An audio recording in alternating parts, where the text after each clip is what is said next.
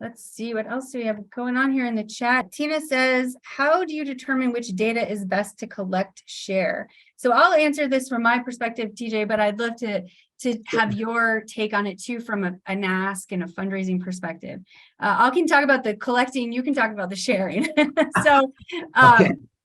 So when I think about collecting, again, I went back to that, why does your organization do what it does, right? So you mentioned a nonprofit that protects land in Montana. Maybe you're here to help children that are experiencing homelessness, or educate children, right? Thinking about the whys of your organization, those whys can be translated into outcomes. And so we talk about the 3 types of data that you need to collect. You need to talk about, obviously, who you serve and the makeup of those people, certain demographic characteristics about them, what services that do you provide and in what quantity, and then how do those services generate those changes, and quantifying that in terms of achieving those outcomes. Because when you can talk about that and the outcomes that you can achieve, then your donors that are interested in that purpose-driven donations or investment into your social causes,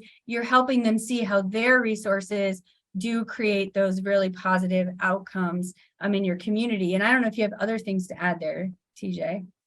Well, the organizations that have worked with that have gone through the process of collecting social impact data are quantumly farther ahead in engagement.